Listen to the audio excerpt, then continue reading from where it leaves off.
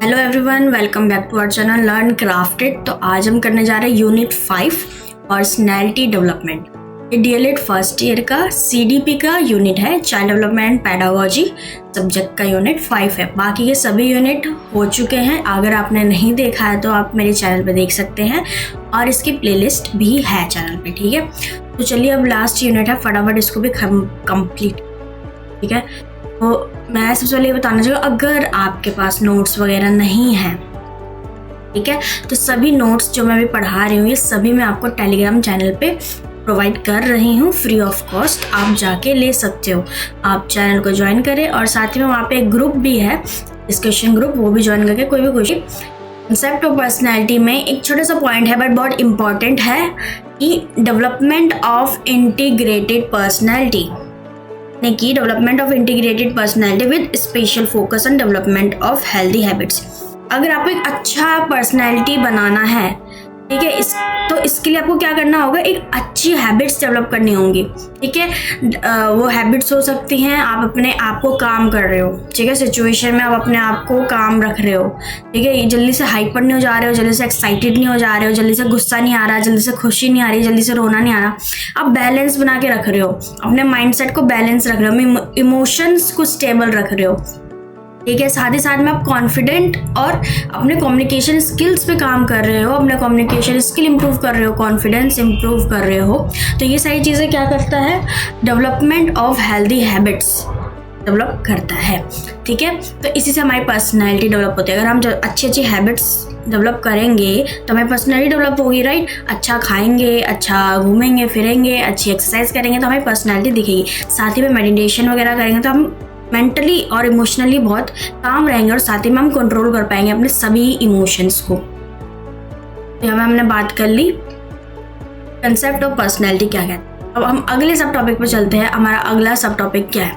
अगला सब टॉपिक है हमारा फैक्टर्स अफेक्टिंग पर्सनैलिटी डेवलपमेंट। से कौन कौन सा फैक्टर जो हमारी पर्सनैलिटी डेवलपमेंट को अफेक्ट करती है, यानी हमारी जो पर्सनैलिटी है उसको क्या क्या चीज़ उसको अफेक्ट करती है।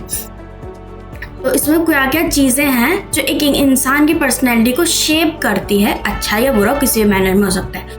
अगर ये क्वेश्चन पूछे तो इसमें आप लिख दें सबसे पहले तो हेरिडिटी, जेनेटिक्स हमें हर चीज़ में रोल बहुत है जेनेटिक्स का। हमारी पर्सनैलिटी, हम कैसे दिखते हैं, हम कितने लंबे हैं, हमारे वेट कितना है, हमारा बॉडी स्ट्रक्चर कितना है, हमारी बॉडी के सिमेट्री कैसी है, ठीक है, बैलेंस है कि नहीं, ये सब क्या हेरिडिटी। हमारे पेरेंट्स जैसे होंगे हम वैसे ही दिखेंगे, ठीक है। उसके बाद वो तो हो गया 70%, आप वैसे होंगे अपने पेरेंट्स जैसे। दूसरा है एनवायरनमेंट, आपका आसपास का जो है पर्यावरण कैसा है, ठीक है, स्कूल सोसाइटी ये सब कैसी है, आपको लोग कैसे मिले, आपको पीयर ग्रुप कैसा है, ये सब क्या चीज़ें आपको। अगर आपका एक ऐसा पीयर ग्रुप है जहाँ पे लोग बहुत ही अपने आप को वेल मेंटेन्ड रखते हैं in a sense of formal sense में, तो क्या होगा, आप भी वैसे वैसे अपने आप को डेवलप करोगे, अपनी ग्रूमिंग करोगे। तो इन्वायरमेंट आपको चेंज कर रहा है। अगर आप इतने अच्छे, आपको ऐसा लगता है अगर आप इतने अच्छे नहीं दिखते और अगर आपको लगता है कि नहीं यार मेरी हाइट में थोड़ी कमी है, मेरे वेट में कमी, तो आप क्या करोगे, थोड़े अपने आप को ग्रूम करोगे, जो चीज़ पे आप काम कर सकते हो वो करोगे, दूसरी चीज़ को और इतना अच्छा बनाओगे ना कि आपकी कमियों को लोग ना देखें, ठीक है। जैसे मैं कहना चाहूँगी, अगर कोई अच्छा नहीं दिखता तो इसका मतलब ये नहीं कि वो कुछ अपने ऊपर नहीं करेगा तो अच्छा नहीं दिखेगा। वो अपने हेल्दी डाइट खाएगा, अच्छी अच्छी चीज़ें खाएगा जिससे उसकी स्किन ग्लो करेगी। ग्लो इन द सेंस गोरा नहीं, गोरा काला कुछ नहीं होता। ग्लो इन द सेंस आपकी स्किन में एक अलग ही चमक होनी चाहिए, तेज होना चाहिए चेहरे पे, कहते हैं ना। तो अच्छा खाओगे, अच्छा सोचोगे, मेडिटेशन करोगे, खुश रहोगे, यूनिवर्स भगवान को हमेशा ये बोलोगे कि हाँ ठीक है जो मिला बहुत अच्छा है, धन्यवाद। कहते हैं अगर आप चीज़ों के लिए ना धन्यवाद दोगे तो ना कि भगवान ने मुझे ये दिया है उसके लिए बहुत धन्यवाद। अगर मेरे पास एक कंप्यूटर है, मेरे पास लैपटॉप है, मेरे पास फ़ोन है जिससे मैं पढ़ पा रहा हूँ, समझ पा रहा हूँ, इसका मतलब बहुत बहुत बड़ी बात है। तो इसके लिए थैंक यू करो, क्योंकि थैंक यू करने से और चीज़ें अट्रैक्ट होती है हमारी लाइफ में। जितना आप खुश रहोगे ना उतनी खुशियाँ अट्रैक्ट होंगी और जितना दुखी रहोगे उतना दुखी ही अट्रैक्ट होगा। अब बात करते हैं तीसरी चीज़ एजुकेशन की। अगर अच्छी सी चीज़ है, अगर आप वेल एजुकेटेड हो, आपको पता है कि आप कहाँ कैसे बात करना है, कैसे उठना है, कैसे बैठना है, आपको बहुत सी चीज़ें स्किल्स आपको आती है, कम्युनिकेशन स्किल्स आती है, आपको कॉन्फिडेंस है अपने ऊपर, ठीक है। और साथ ही में आपको ये पता है कि किस सिचुएशन में कैसे हैंडल करना है, किस सिचुएशन में किस तरह नहीं बिहेव करना है। मॉरल स्किल्स हैं आपके कि किसी गरीब को देख लिया, चलो थोड़ा सा मदद कर दिया, नहीं तो किसी कोई रास्ता पूछ रहा है तो उसको थोड़ा आगे तक लेके चले गए, ऐसी चीज़ें। साथ ही में हमारे जो एक्सपीरियंस होते हैं, जो अनुभव जो होते हैं, पूरी पर्सनैलिटी को डेवलप करते हैं। अगर आपने देखा है कि एक्सपीरियंस इन द सेंस ये भी होता है कि अगर आपने देखा कि मुझ पे ये वाला कलर बहुत सूट करता है, यानी कभी आपने पहना, आपने लोगों ने तारीफ़ की, या कोई हेयर स्टाइल बनाया, लोगों ने तारीफ़ की कि आपको बहुत सूट करता है, तो ये एक्सपीरियंस से आपको पता चलता है कि अच्छा ये चीज़ मेरी पर्सनैलिटी को बेहतर करती है और ये चीज़ मेरी पर्सनैलिटी को अच्छा नहीं करती। बस एक्सपीरियंस इन द सेंस और भी हो सकता है, आपकी कम्युनिकेशन स्किल्स अच्छी है, आप स्टेज पे बहुत अच्छे से बोल सकते हो, डांस कर सकते हो, आपको पता चल रहा है, एक्सपीरियंस है, आपको पता चल रहा है आपको क्या क्या आता है, ठीक है। तो ये सारी चीज़ें हमने क्या समझी है, फैक्टर्स अफेक्टिंग पर्सनैलिटी के, कौन कौन से फैक्टर जो पर्सनैलिटी को अफेक्ट करते हैं।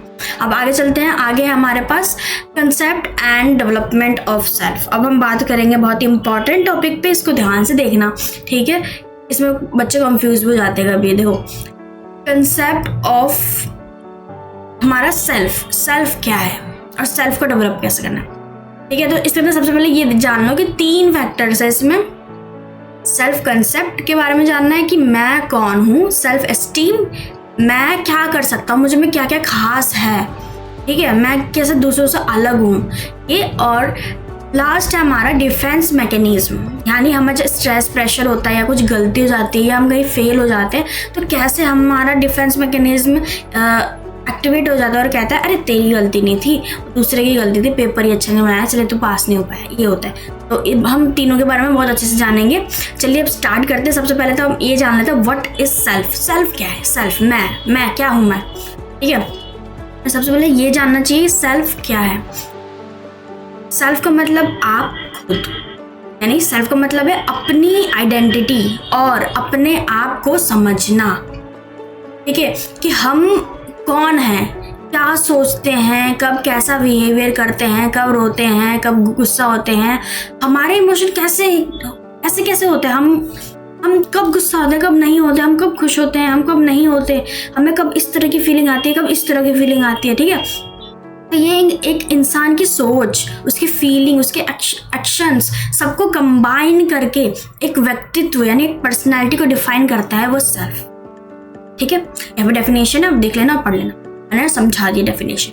अब थोड़े की हमारे कंपोनेंट्स है कि सेल्फ में क्या क्या आता है। सेल्फ में सेल्फ कंसेप्ट आता है, अपने आप को लेकर आप अवेयर हो कि नहीं, आपके मतलब आप जानते हो कि नहीं अपने आप को। इसको हम और भी डिटेल में आगे पढ़ेंगे। सेल्फ कंसेप्ट आता है कि how we define our self, हम अपने आप को कैसे डिफाइन कर सकते हैं। जैसे मैं, अगर कोई मुझे पूछे तो मैं अपना सेल्फ कंसेप्ट थोड़ा सा बताऊँ तो मैं क्या बताऊँगी कि मैं बहुत ही स्पिरिचुअल इंसान हूँ, मुझे ये सब चीज़ें जाननी बहुत पसंद है, भगवान के टूवर्ड्स मैं बहुत मानती हूँ इन सब चीज़ों को, भगवान को, ये सब पूजा पाठ को सब करना चाहती हूँ, करती भी हूँ थोड़ा बहुत और मानती भी हूँ। मैं ना कि दिल से मानना, मैं ऐसी हूँ। मैं इन सिचुएशन में मुझे गुस्सा आता है बहुत जल्दी और इन सिचुएशन मुझे थोड़ी इमोशनल हो जाती हूँ, मुझे ये पता है कि मैं डांसिंग में अच्छी हूँ, मेरी सिंगिंग अच्छी है, ठीक है, और मुझे ऐसा लगता है कि मैं बच्चों को अच्छे से पढ़ा सकती हूँ, या फिर मैं बहुत डेडिकेटेड हूँ चीज़ों को लेके। कोई वर्क मिलता है तो उसको ख़त्म करके ही उठती हूँ मैं, थोड़ा कह सकते हैं वर्कहॉलिक भी हूँ। तो मुझे पता है मेरे बारे में, अच्छा है बुरा जो भी है मुझे पता है, ठीक है। तो सेल्फ कंसेप्ट है। Self esteem, how much we value our self. मैं पहले अपने आप को इतना वैल्यू नहीं करती। वैल्यू का मतलब है कि क्या आप अपने आप को कॉन्फिडेंट हो लेके कि आप अच्छा डांस कर सकते हो। मान लिया कि सेल्फ कंसेप्ट है, मुझे पता है कि मैं डांस अच्छा कर सकती हूँ, पर सेल्फ एस्टीम ये कहता है कि क्या आप लोगों के सामने डांस करने में झिझकते तो नहीं, क्या आपको कॉन्फिडेंस है ना, छोड़ो ना लोग क्या कहेंगे, आपको पता है आप बहुत अच्छा करते हो। तो हाँ, मेरे में है, क्योंकि मैंने अपनी डाइट में या स्कूल फंक्शंस में जब भी मैंने बहुत से कॉम्पिटिशन्स में पार्टिसिपेट किया है बिना ये सोचे। नहीं, पहले तो मैं सोचती थी, बट जैसे जैसे मैं इम्प्रूव हुई, जैसे हम चीज़ों को जानने लगते हैं ना, ज़्यादा जब हम भगवान के टूवर्ड्स जाते हैं उनकी तरफ, तो हमें ऐसा होता है अरे यार कुछ भी नहीं है, हम बहुत ही स्ट्रांग हो जाते हैं। तो मैंने बहुत सी चीज़ों में पार्टिसिपेट किया, मुझे बहुत सारी प्रशंसा मिली और साथ ही में मुझे कुछ मेडल्स वगैरह भी मिले। तो मुझे पता चला हाँ मैं इन सब चीज़ों में अच्छी हूँ, तो इसको तो सेल्फ एस्टीम। अब मैं कुछ जैसे मान लो मैंने कभी ठीक से सिंगिंग की नहीं, पर मुझे लगता है मैं सिंगिंग में अच्छी हूँ, पर मैं की नहीं क्योंकि शायद मुझे लगा कि यार जज करेंगे कोई, या फिर कहीं अच्छे से नहीं गाया तो ये वो, तो मैं डांसिंग में कर लेती थी। ठीक है। तो यानी कि इस मामले में मेरा सेल्फ स्टीम लो है सिंगिंग के, बट डांस के मामले में सेल्फ स्टीम मेरा हाई है क्योंकि मुझे पता है मैं अच्छा कर सकती हूँ, ठीक है। इसके बाद है एक दो कंसेप्ट यहीं पे अच्छे से समझ लो कि सेल्फ आइडेंटिटी क्या है। आवर यूनिक कैरेक्टर, हम अलग है। हम सेल्फ आइडेंटिटी का मतलब होता है कि हम अलग है एक दूसरे से, बस ये है कि अगर कोई पूछे सेल्फ आइडेंटिटी क्या है तो यानी कि हम कैसे दूसरों से अलग है, अपनी आइडेंटिटी, ठीक है, दूसरों से अलग हो गए। सेल्फ परसेप्शन का मतलब है how we interpret our abilities, अपनी एबिलिटीज को हम कैसे देखते हैं। मैं ये देखती हूँ कि अरे यार क्या सिंगिंग क्या डांसिंग, मुझे तो टीचर ही बनना था, मुझे तो टीचिंग का कोर्स करना था, क्या कोई फ़ायदा नहीं हुआ इन सब चीज़ों का जो मेरी हॉबीज है या मैं कह सकती हूँ मेरा टैलेंट है। पर ये तो नेगेटिव हो गया ना। तो सेल्फ परसेप्शन होता है कि how we interpret our abilities, मुझे पता है कि मैं डांस एंड सिंगिंग अच्छा कर सकती हूँ, पर मैं तो इसको हमेशा अप्रिशिएट करती हूँ कि वाह मैं डांस एंड सिंगिंग भी अच्छा कर लेती हूँ, और कहीं ना कहीं ये मुझे हेल्प भी करेगा बच्चों को, छोटे बच्चों को, उनको कुछ एक्ट करके दिखाने में, उनको कुछ सिंग करके पोएम वगैरह गाने में, तो बहुत इंटरेस्टिंग मुझे लगता है कि बहुत हेल्प करेगा माई करियर। और अगर नहीं भी करेगा तो क्या हुआ, मेरी ड्राइंग भी अच्छी है तो क्या हुआ, मैं ड्राइंग में कुछ नहीं कर पाई, मेरे पास है ना भाई, मेरे पास कला है बहुत सारी। तो ये हो गया सेल्फ परसेप्शन कि आप अपनी एबिलिटीज़ को कैसे देखते हो, ठीक है। हमेशा पॉजिटिव ही रहो, पॉजिटिव ही देखो, ये एक मैसेज था। आगे चलते हैं, आगे हम बात करते हैं। तो ऐसी ये बात होगी, हमने आगे पढ़ लिया ना की कंपोनेंट्स, ठीक है, ये हमने पढ़ लिया की कंपोनेंट। यहाँ से मैं कम करती हूँ, यहाँ से इस चीज़ को मैं लीड कर देती हूँ, ठीक है, क्योंकि मैंने वहाँ पे लिख दिया ना। चलो तो यहाँ पे तुम यहाँ पे पढ़ लेना कि, ठीक है, की कंपोनेंट्स हमने पढ़ लिया। अब एक एक करके हम तीनों पे अच्छे से बात करेंगे। सेल्फ कंसेप्ट क्या होता है, यानी अपने बारे में जानना, ठीक है। देखो सेल्फ कंसेप्ट ये एक इंसान की अपनी आप की अंडरस्टैंडिंग है, आप अपने आप को कितने अच्छे से जानते हो। आपको पता है कि नहीं कि आपको गुस्सा बहुत आता है, ये पता होना चाहिए ना। ये तो ना कि सामने वाले को मार दिया फिर पता चला अरे मुझे तो गुस्सा ही बहुत तेज आता है, अरे आपको पता है, ठीक है, चाहे कैसे एक्सपीरियंस से पता चले पर पता है। तो यानी कि आप सेल्फ कंसेप्ट हो, आपके अपने बारे में पता है, आपकी वीकनेस, आपका सेंस, आपको सब पता है, कब कहाँ कैसे आप बिहेव करते हो, आपको सब पता है, ठीक है। अपने आप को कैसे देखते हैं वो डिफाइन करता है कि हम दुनिया को कैसे परसीव करते हैं। अगर मैं अपने आप को एक मानती हूँ कि मैं कर सकती हूँ, मैं कुछ भी कर सकती हूँ, ठीक है, मैं हार नहीं मानने वाली हूँ, मुझे पता है मैं किसी चीज़ में हार नहीं मानती हूँ, मैं डेडिकेशन के साथ लग जाती हूँ। हाँ कभी कभी रोज़ डेली वो काम नहीं कर पाती, कंसिस्टेंसी नहीं रहती, मुझे कुछ क्या कहते हैं, थोड़ा माइंड मेरा इधर उधर चला जाता है, बट मुझे पता है कि मेरा माइंड इधर उधर चला भी जाता है तो मैं उस पर काम कर सकती हूँ, राइट। मैं डेली वीडियो नहीं बना पाती कि मेरा कुछ ये काम कुछ वो काम, तो इसलिए मुझे पता है। तो यानी मैं सेल्फ कंसेप्ट हूँ। एक एग्जाम्पल के साथ समझते हैं कि एक स्टूडेंट जो हमेशा टीचर से तारीफ सुनता है, उसका सेल्फ कंसेप्ट क्या होगा, मैं इंटेलिजेंट हूँ, ठीक है। ये बन सकता है कि मान लो कोई स्टूडेंट है, हमेशा टीचर कहता है अरे वाह तुम तो बहुत अच्छा नंबर लाते हो, अरे तुम तो इसमें बहुत अच्छे हो, तुम तो बहुत जल्दी समझ जाते हो, तुम्हारे तो नंबर बहुत अच्छा आता है। तो बच्चा क्या सोचेगा, ओह मैं इंटेलिजेंट हूँ, ठीक है। और अगर कोई बच्चा बार बार ये सुन रहा है कि अरे यार तुम्हें तो ये करना ही नहीं आता, तुझे तो ये पढ़ना ही नहीं आता, तो इसमें पास नहीं हो पाता, फेल हो जाता है, तो वो क्या सोचेगा कि मैं कभी सक्सेसफुल नहीं हो सकता, ये ऐसा सोचेगा। तो ये क्या है, ये जो सोच है अपने बारे में, ये सेल्फ कंसेप्ट है। जैसे मैं अब इस स्टेज पे आके ये सोचती हूँ हर इंसान लाइफ में कुछ ना कुछ कर सकता है, बस वो राह उसको देखनी बहुत ज़रूरी है, मिलनी बहुत ज़रूरी है, खोजनी बहुत ज़रूरी है, ठीक है। तो ये मेरा सेल्फ कंसेप्ट है, मैं कभी हार नहीं मानती, ये अभी मैं ऐसी हो चुकी हूँ, ये मेरा सेल्फ कंसेप्ट है, ठीक है। तो मुझे सेल्फ कंसेप्ट यानी आप अपने आप को कैसे लेते हो, कैसे बोलते हो, कैसे जानते हो, ये ठीक है। आगे देखते हैं हम, इसके अंदर कुछ हमारे कंपोनेंट्स हैं। देखो फिजिकल अपीयरेंस हो सकता है, सोशल सेल्फ, आप फिजिकली कैसे, मैं तो बहुत सुंदर हूँ, मैं तो बहुत लंबा हूँ, मैं तो मतलब परफेक्ट बॉडी है, ये है वो है, मेरे बाल इतने सुंदर, मेरी आँखें इतनी सुंदर, ये सब सेल्फ कंसेप्ट। आपको पता है अपने बारे में क्या अच्छा है क्या बुरा है, ठीक है, दोनों सेंस में। सोशल में भी हो सकता है कि मैं एक अच्छा फ्रेंड बना सकता हूँ, मैं अच्छे से बातचीत कर सकता हूँ लोगों से। इमोशनल हो सकता है कि मैं कॉन्फिडेंट हूँ या मैं जल्दी रोक देता हूँ, मैं जल्दी ये कर देती हूँ, ठीक है। तो और इंटेलेक्चुअल सेल्फ यानी मुझे पता है कि मैं मैथ्स में अच्छा हूँ, मुझे पता है मैं साइंस में अच्छा नहीं हूँ, मुझे पता है मैं एसएसटी में अच्छा हूँ, मुझे पता है मैं इस फिजिक्स में अच्छा नहीं हूँ, ऐसा कुछ, ठीक है। तो ये हो गया। अब आगे हम देखते हैं इसके अंदर। तो इम्पॉर्टेंस देखो, 3 पॉइंट्स हैं इसमें, आप इम्पॉर्टेंस लिख लेना कि helps in self awareness and confidence, अपने आप को जानने में और कॉन्फिडेंट रहने में हेल्प करता है सेल्फ कंसेप्ट। एक अच्छा गाइडेंस है आपको decision making and goal setting में। अगर आपको अपने बारे में पता है तो आप इन फ्यूचर बहुत अच्छे डिसीजंस ले सकते हो कि मुझे किस फील्ड में जाना है। अगर मुझे पता है मैं क्रिकेट में बहुत अच्छी हूँ तो मैं डिसीजन ले सकती हूँ कि मैं क्रिकेट में जाऊँगी। बट फिर मुझे ये भी पता है कि कंपटीशन बहुत है या ये नहीं है, फिर मुझे पता है कि आजकल इंटरनेट बहुत यूज़ चल रहा है तो मैं इंटरनेट पर कुछ कर सकती हूँ, मैं अपनी कला दिखा सकती हूँ। ठीक है, मेरे पास कोई भी आर्ट क्राफ्ट हो कुछ भी हो, मैं अपनी कला दिखा सकती हूँ। उसके बाद ये आप सेल्फ कंसेप्ट हमें बहुत ज़्यादा मदद करता है अच्छे रिलेशंस बनाने में दूसरे से, और साथ ही में एक अच्छा कम्युनिकेशन स्किल प्रोवाइड करता है ताकि हम बहुत सारे कनेक्शंस बना सकें और रिलेशंस को बहुत अच्छे से चला सकें।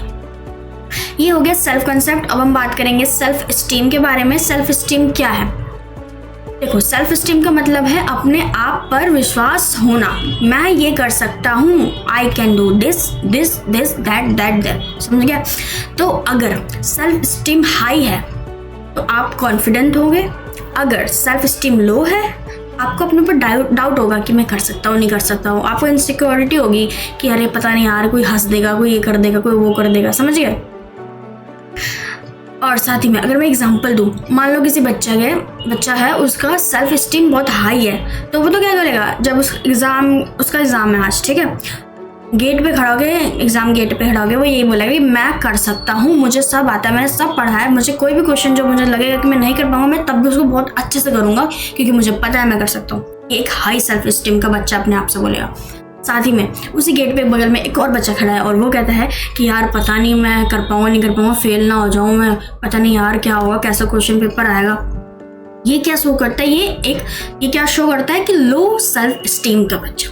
तो आपको हमेशा अपना सेल्फ स्टीम हाई रखना है, आपको अपने ऊपर भरोसा रखना है। तो क्या self esteem refers to the value and respect a person has for themselves. अपने आप को लेके वैल्यू कि मैं ये कर सकता हूँ, अपने आप को लेके रिस्पेक्ट। अरे भाई तुझे इसने कैसे बोल दिया? अगर किसी ने आपको चिल्ला के बोल दिया फिर आप कहते हो कि ओ हेलो मुझसे ऐसा बात मत करो, इसका मतलब आपका सेल्फ स्टीम बहुत हाई है। भाई कुछ भी है, तुम मुझसे ऐसा बात नहीं कर सकते चिल्ला के, समझ गया? और अगर कोई चिल्ला के सब चला गया और वो चुपचाप बैठा रहा है यानी उसका सेल्फ स्टीम बहुत लो है, उसने सुन लिया और जाने दिया, अगर उसकी गलती नहीं है तो, ठीक है। इसके बाद आगे इसमें थोड़े और हमारे 2 और पॉइंट्स है। इसके अंदर मैं आपको बता दूँ types, high self esteem, low self esteem. High self esteem का मतलब होता है कॉन्फिडेंस शो हो रहा है तो हाई सेल्फ स्टीम है। सेल्फ रिस्पेक्ट है कि मुझे कोई उल्टा फुल्टा नहीं बोलेगा, ठीक है। और पॉजिटिविटी, मैं पॉजिटिव हूँ, ठीक है, मैं फेल हो गया कोई बात नहीं, मैं फिर से मेहनत करूंगा। ये self esteem high self esteem को शो करता है। लो सेल्फ स्टीम वही डाउट है, फियर है, डर लग रहा है, ये नहीं कर सकता वो नहीं कर सकता, सोच रहे हो, तो ये सब low self esteem. Self esteem का इंपॉर्टेंस क्या है कि सेल्फ स्टीम हमें सेल्फ लव की तरफ ले जाता है। अपने आप को प्यार करना, अपने आप को इज्जत देनी, कि अगर तुम खुद को इज्जत नहीं दोगे तो दुनिया क्या तुम्हें इज्जत करेगी, समझ गए? तो इसीलिए ये बहुत ज़रूरी होता है। उसके बाद improves mental and emotional wellbeing. आप अगर अपने आप को अच्छा मानोगे तो अच्छा आपका मेंटल दिमाग भी अच्छा होगा, इमोशन दिल भी अच्छा होगा। अगर अपने आप को ही डर लगेगा कि मैं कर सकता हूँ नहीं कर सकता, तो आपको मेंटल और इमोशनल भी वैसा ही रहेगा, समझ गया? तो इसलिए अच्छा करोगे ना तो अच्छा करता है, अपने बारे में जानोगे, अपने आप को कॉन्फिडेंस रहोगे, रिस्पेक्ट करोगे तो ये चीज़ इम्प्रूव होगी। साथ ही में helps in handling criticism and failure. अगर चलो यार ज़िंदगी में सब पास नहीं होते, ज़िंदगी में सब टॉप पे नहीं जाते, पर आपको वो हैंडल करना आना चाहिए, सेल्फ स्टीम से ही होगा। कि आपको बोलते अरे तू तो नहीं कर सकता, बहुत बार तूने ट्राई कर दिया, ये एग्जाम तो से निकलेगा नहीं, तो ये होना चाहिए कोई बात नहीं, ये नहीं निकलेगा, बहुत पढ़ लिया मैंने, बहुत नॉलेज है, मैं कुछ अपना करूँगा, कुछ अपना स्टार्टअप करूँगा।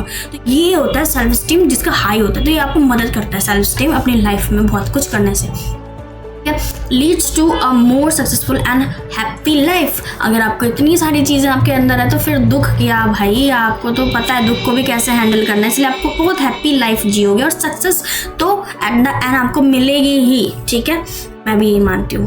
अब हम बात करते हैं हमारे डिफेंस मैकेनिज्म पे। क्या है डिफेंस मैकेनिज्म? देखो, जब भी स्ट्रेस या प्रेशर आपको होता है ना तो आपका ब्रेन ना कुछ ऐसे सिचुएशंस क्रिएट कर लेता है ऑटोमेटिकली कि आपको अच्छा लगे। आप जैसे आप फेल हो गए, ठीक है, आप फेल हो गए एग्जाम, मैथ्स का एग्जाम था आप फेल हो गए, ठीक है, या हिंदी का था आप फेल हो गए, ठीक है, तो क्या होगा, आपका दिमाग बोलेगा अरे पेपर ही बेकार था इसलिए फेल हो गए, अरे टीचर ने अच्छे से नहीं पढ़ाया था इसलिए फेल हो गए।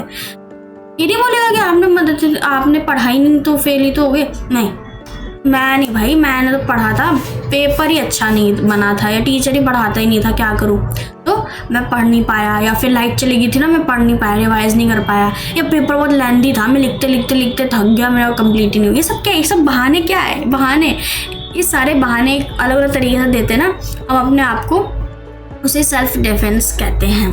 ठीक है, तो यहाँ पे देखो 15 टाइप के हैं कि इसको हम थोड़ा सा डिटेल में पढ़ते हैं, फटाफट करवा देती हूँ डिटेल में कि ये देखो कुछ बहाने हैं, कुछ है। ठीक है, सबसे पहले तो हम डिनायल पढ़ते हैं। डिनायल का मतलब क्या होता है? अस्वीकार, ignoring or refusing to accept reality because it is too painful.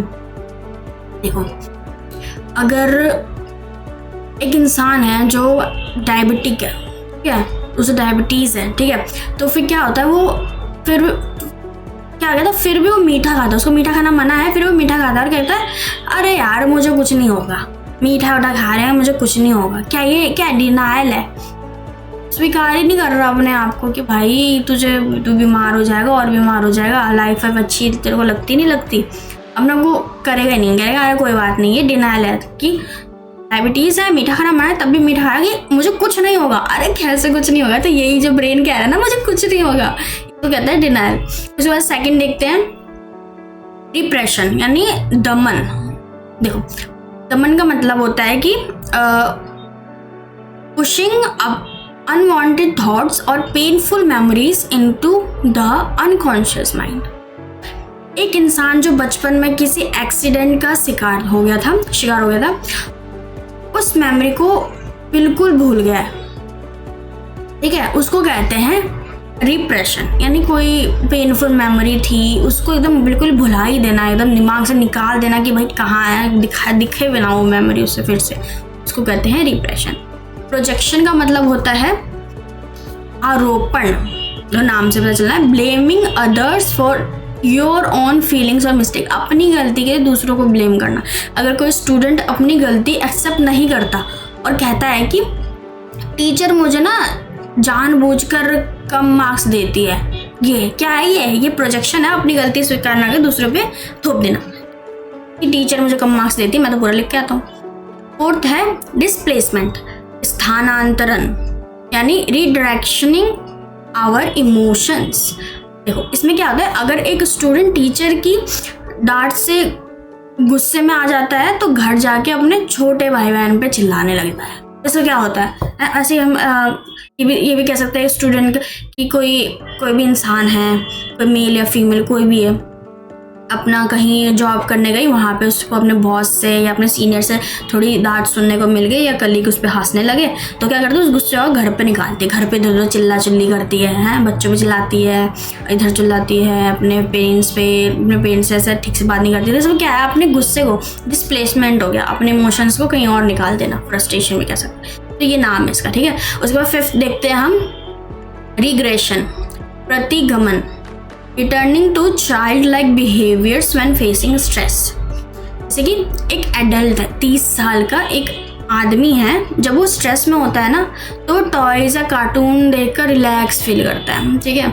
हम भी कभी कभी करते हैं ना, बहुत स्ट्रेस होता है हमारा, चलो भाई अब तो डोरेमोन या सिंचन लगा लो, अब थोड़ा स्ट्रेस कम हो दिमाग में। यानी हम अपने इमोशन को थोड़ा बच्चों की तरह बन के, बच्चों के बिहेवियर। या कोई भी एक लड़की जो जॉब नहीं पा रही है, नहीं मिल रहा है उसको, तो क्या कहती है, मुझे वैसे भी ये जॉब पसंद नहीं थी, हाँ मुझे तो चाहिए ही नहीं था, ये जॉब नहीं मिली। तो क्या कहता है लड़का या लड़की कि मुझे तो ऐसे जॉब पसंद ही नहीं थी, बेकार सी थी, सैलरी इतनी कम, इतनी दूर जाना, काम भी इतना, तो ये होता है, ठीक है। 7th हम देखते हैं रिएक्शन फॉर्मेशन, यानी behaving in the opposite way of what you actually feel. मान लो कोई भी पर्सन है जो एक पर्टिकुलर चीज़ को पसंद कर रहा है, जैसे मैंने देख लिया कि मुझे ये वाली ईयरिंग बहुत पसंद आई, ठीक है, जूडियो में गई, मुझे ये वाली ईयरिंग बहुत पसंद आई, फिर मैंने उसकी रेट देखी, मैंने कहा अरे यार ये 300 की है, 300 लायक तो है ही नहीं। फिर मैं क्या कहती हूँ, अरे बेकार है यार, ही नहीं लगी मेरे को, अरे बहुत बेकार है। यानी आपको पसंद थी, फिर आप अपोजिट बिहेव करने लगते हो, पैसे देखते हैं कि अरे मेरे को तो पसंद ही नहीं थी, इसमें तो ये कमी है, ये कमी है। तो इसको कहते हैं रिएक्शन फॉर्मेशन। अपने बिहेवियर को थोड़ा सा रिएक्शन फॉर्मेशन करना है, अपने रिएक्शन को बदल देना। उसके बाद है सब्लिमेशन, सुभिकरण, redirecting negative energy into positive action. एक जैसे कि एक गुस्से वाला इंसान है, मेल या फीमेल, उसको बहुत गुस्सा आता है, कह सकते हैं एंगर इशू है, तो क्या करता है वो जिम ज्वाइन कर लेता है ताकि वो अपने उस गुस्से वाली एनर्जी को ना जिम में निकाल के अपनी बॉडी बना ले प्रोडक्टिव वे में। तो इसको बहुत अच्छा माना जाता है सब्लिमेशन।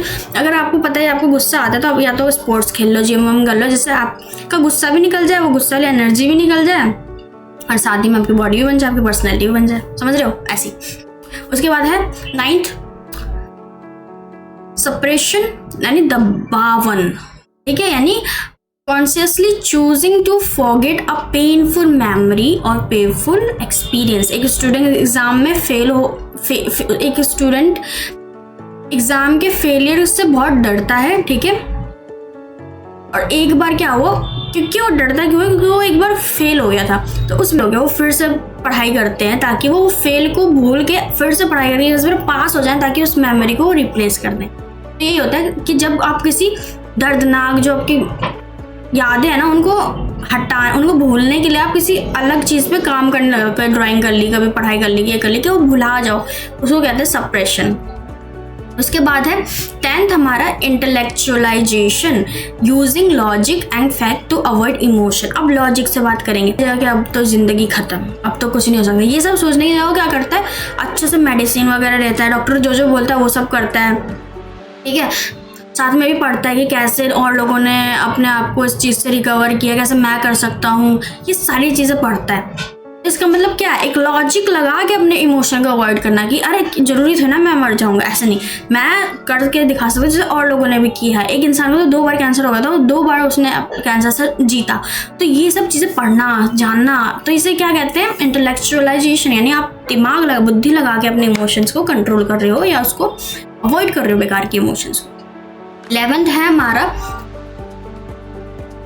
11th हमारा कहता है कंपनसेशन, यानी कि प्रतिपूर्ति, making up for weaknesses by excellence in other area. अगर एक स्टूडेंट मैथ में वीक है तो वो पेंटिंग या स्पोर्ट्स में अपना टैलेंट दिखाने लगता है। तो इसका मतलब क्या है कि वो अपने आप को बता रहा है कि भाई तू एक में अच्छा नहीं है ना, और देख कितनी सारी चीज़ों में तो बहुत अच्छा है। इसको कहते हैं कंपनसेशन। 12th है avoidance, staying away from stressful situation और पीपल। एक बच्चा जो एग्ज़ाम में फेल हो गया वो टीचर और फ्रेंड से बचने के लिए स्कूल नहीं जाता है, इसको कहते हैं अवॉइडेंस। कि अगर कोई स्ट्रेसफुल आप फेल हो गया या फिर आपने कोई एग्ज़ाम दिया, आपके फ्रेंड ने भी एग्ज़ाम दिया, वो कॉल करके पूछ रहा है कि क्या हुआ, कितने मार्क्स आए एग्ज़ाम में, मैं तो पास हो गया, तू बता। आप फ़ोन कर देते हो, वो फिर कॉल करता है, आप उसे ब्लॉक कर देते हो, वो मैसेज करता है, आप रिप्लाई नहीं देते हो। तो क्या है, इसको अवॉइडेंस कहते हैं कि अब आप नहीं अच्छा कर पाए ना तो आप अवॉइड कर रहे हो, आप फेस नहीं कर रहे, यार नहीं कर पाया भाई मैं कुछ और करूँगा, बहुत बड़ा करूँगा, तो देखता रही हो, ऐसा नहीं, अवॉइड कर रहे हो, तो इसको कहते हैं अवॉइडेंस। उसके बाद 13 है अनडूइंग, यानी पूर्ववत करना, trying to reverse a wrong action by doing something good. ठीक है, यानी अपनी गलती को सुधारना, कोई अच्छा काम करके। जैसे कि एक स्टूडेंट है, लड़का लड़की कोई भी है, वो अपने मम्मी पापा से ना कुछ ज़्यादा झगड़ता है, तो फिर बाद में उसके क्या होगा कि उसकी मम्मी उससे बात करना बंद कर देगी और फिर वो अपने एक्शन को बदल लेगा। ठीक है, तो वो क्या करेगा कि बाद में मम्मी के जैसे अभी कुछ हो गया था, अभी गुस्से में था, लड़ाई कर ली, मम्मी ने पूछा क्या खाएगा, मम्मी जो भी बनाना बना लो, ऐसा कुछ कह दिया। ठीक है, फिर मम्मी को भी दुख हो गया तो मम्मी ने चुपचाप बनाया और साइड में बाद में उसे रियलाइज़ होता है कि अरे यार ये तो गलत कर दिया। ठीक है, तो अब क्या करेगा, अब मम्मी के पास जाएगा, मम्मी की फेवरेट चॉकलेट या कुछ लेके जाएगा, पापा के पास जाएगा, पापा को बोल दिया उसने तू मैं कर ली, जाएगी करेगी, फिर चॉकलेट तो बात तो करेगी, बोलेगी सॉरी मैं गुस्से में थी, मैंने कर दिया। इसको कहते हैं अनडूइंग, यानी अगर आपने कुछ गलत एक्शन कर दिया ना, अब उसकी जगह आपको एक अच्छा एक्शन करके उसको सुधारना है, अपनी गलती को सुधारना है। ठीक है, 4th है फैंटेसी, यानी कि डे ड्रीमिंग करना, कल्पना लोक में चले जाना और कल्पनों में जीते रहना, रियलिटी से भाग जाना। उसे कहते हैं डे ड्रीमिंग। पता है बहुत आरामदायक होता है पर ये रियलिटी नहीं है ना। तो जैसे कि एक कोई भी लड़का है, एक लड़की है जो गरीब है, ठीक है, तो वो हमेशा सपनों में सोचती है अरे एक दिन मैं अमीर बन जाऊंगी, अंबानी अदानी से भी अटक कर लूंगी। तो अपनी सिचुएशन से भागते हुए एक डे ड्रीमिंग करने को क्या कहते हैं, फैंटेसी या डे ड्रीमिंग कहते हैं, ठीक है। उसका लास्ट हमारा 15 है स्प्लिटिंग, विभाजन, seeing people or situation as completely good or completely bad with no middle ground. यानी कि या तो एक्सट्रीम अच्छा ही देखना किसी चीज को, या तो एक्सट्रीम बुरा ही देखना किसी चीज को, ठीक है। जैसे कि हम कह सकते हैं, जैसे एक बच्चा है, वो उसे लगता है मेरे पेरेंट्स तो परफेक्ट है, मेरी मम्मी एकदम परफेक्ट, मेरे पापा एकदम परफेक्ट, ठीक है। बट कुछ दिनों बाद उसके पापा या मम्मी ने उसको डांट दिया, ठीक है, क्योंकि कुछ गलत कर रहा था, कुछ मिट्टी वगैरह इधर उधर फेंक रहा था, गमला वगैरह फोड़ रहा था, उसकी मम्मी पापा ने उसे डांट दिया बहुत तेज की। तो सडनली वो क्या सोचने लग रहा है, बेकार है मम्मी पापा, पूरी दुनिया के सबसे बेकार मम्मी पापा। इसको क्या कहते हैं, इसको कहते हैं स्प्लिटिंग। अपने बिहेवियर को एकदम से या तो अच्छा ही कर लेना या तो बुरा ही करना, मिडिल ग्राउंड नहीं। यहाँ पे बस कोई नहीं कि यार मैंने गलती की इसलिए, तो नहीं ये गलत है। या तो अच्छा ही है पर्सन, सामने वाला पर्सन या तो वर्ल्ड का सबसे बेस्ट पर्सन है, और अगर उसने कुछ आपको कह कूद दिया तो वो सबसे बेकार है, सबसे बेकार इंसान है भाई, इससे बात ही मत करो। समझ गए? तो चलो भाई, तो समझ गए ना आप। चलो अब नेक्स्ट देखते हैं, हमारा बस 2 टॉपिक और बचा है। Factors affecting the development of self. Okay, कौन कौन से फैक्टर्स है जो हमारे सेल्फ की डेवलपमेंट में को अफेक्ट करते हैं? पेरेंट्स हमारे, ठीक है, पेरेंट्स हमारे, इनका सपोर्ट वगैरह है कि नहीं, तो हमारे बिहेवियर, हमारे सेल्फ डेवलपमेंट में असर होगा। अगर हमारे पेरेंट्स, हमारे ग्रैंड पेरेंट्स वगैरह, हमारा घर का जितने भी लोग हैं वो हमें अगर अच्छे से बताएं कि ऐसे करते हैं ऐसे नहीं करते, तो हमारा सेल्फ डेवलप होगा। सोसाइटी फ्रेंड अगर अच्छी है तो अच्छी चीज़ डेवलप होगी, बुरी है तो बुरी। अच्छी फ्रेंड है तो अच्छी चीज़ सीखोगे। चोर है, चोर चक्के हैं तो फिर चोर चक्के हैं तो फिर वैसे आप बन जाओगे, कहते हैं ना कि जैसे आपकी संगति वैसी आप बन जाते हो, तो वैसे ही आपको लिख देना है। उसके बाद पर्सनल एक्सपीरियंस भी, अगर आपको भी फेल हुए, कभी आप सक्सेस हुए तो उससे आपने क्या सीखा, कभी सक्सेस हुए तो उससे क्या सीखा कि मेहनत करने वालों की कभी हार नहीं होती, पर कभी फेल हो गए तो क्या सीखा कि लगे रहो बेटा, कभी ना कभी तो आप सक्सेस मिल जाओगे, ये सीखा, ठीक है। उसके बाद एजुकेशन एंड लर्निंग, नॉलेज और अवेयरनेस बहुत ज़रूरी है लाइफ में, इसलिए ये आपको डेवलप करती है। और जितना नॉलेज आपके पास होगा उतने अच्छे ही आप बन जाओगे इन फ्यूचर, ठीक है। अब नेक्स्ट हमारा सब टॉपिक है बहुत ही इंपॉर्टेंट, लाइफ स्किल्स। लास्ट सब टॉपिक है लाइफ स्किल्स का कंसेप्ट और डेवलपमेंट, ये जानना है हमको। सबसे पहले लाइफ स्किल्स क्या होती हैं? देखो, लाइफ स्किल्स मैंने लिख दिया है, अच्छे से पढ़ लो। लाइफ स्किल्स वो एबिलिटीज होती हैं जो हमें लाइफ के चैलेंजेस को फेस करने में मदद करती हैं, ठीक है। जैसे कि आपको किसी से बात करनी है तो आपको पता होना चाहिए ना कब कहाँ कैसे बोलना है, ये सारी चीज़ें। तो ये क्या होती है, सब एबिलिटीज़ होती हैं जो आपको मदद करती हैं अपने लाइफ में बहुत सी चीज़ें अट्रैक्ट करने के लिए। सॉरी, अब हम बात करते हैं 10 important life skills according to WHO। क्या है WHO? मुझे कमेंट में लिख के बताओ, समझ गए? बता दो।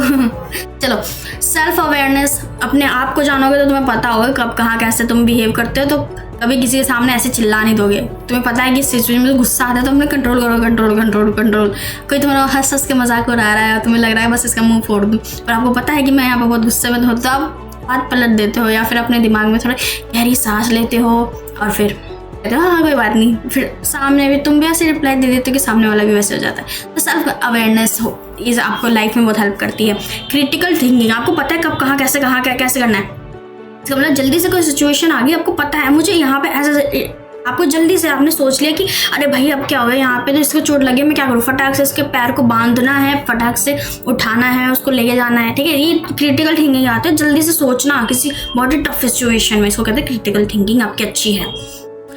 बहुत सी चीज़ों में स्मॉल भी होती है क्रिटिकल थिंकिंग, लार्ज भी होती है। Small in the sense maths में कोई हो गया, ठीक है। Decision making, problem solving, creative thinking, आपको पता है कुछ नई चीज़ कैसे आपको बनानी आती है, क्रिएटिविटी आके बहुत आती है, तो ये सारी चीज़ें लाइफ स्किल्स है। इफेक्टिव कम्युनिकेशन बहुत ज़रूरी है। आपने देखा ना कितने ही बार आया कम्युनिकेशन, अगर आपकी अच्छी नहीं है तो अच्छी कर लो, ये बहुत ईजी है, ठीक है, मैं बता दूँगा अभी। इंटरपर्सनल रिलेशन, अपने देखो, एक तो होता है इंटरपर्सनल, एक होता है इंट्रापर्सनल। इंटरपर्सनल होता है लोगों से रिलेशन, दूसरे लोगों से रिलेशन अच्छी करना, इंट्रा होता है अपने आप से अच्छा करना, तो दोनों बहुत ज़रूरी है, ठीक है। Coping with stress, coping with emotion, अपने स्ट्रेस को थोड़ा समझाओ, उसको थोड़ा रिलैक्स करो, अपने इमोशंस को भी थोड़ा समझाओ, उसको बैलेंस करो। और एम्पैथी, ठीक है, लोगों की दुख दर्द पीड़ा को समझो और उनको और दुख दर्द पीड़ा मत दो, ठीक है। ये होती है एम्पैथी, दूसरों के दुख को समझना, अपने आप को उसकी जगह रख के देखना एम्पैथी हो।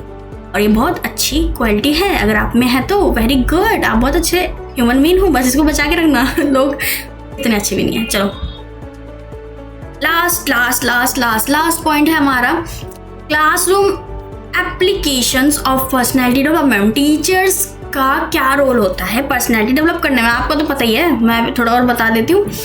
स्टूडेंट के सेल्फ कॉन्फिडेंस को बिल्ड करना, आप अच्छे से ऐसे एक्टिविटीज़ बना के सारे बच्चे सेल्फ कॉन्फिडेंस फील करें।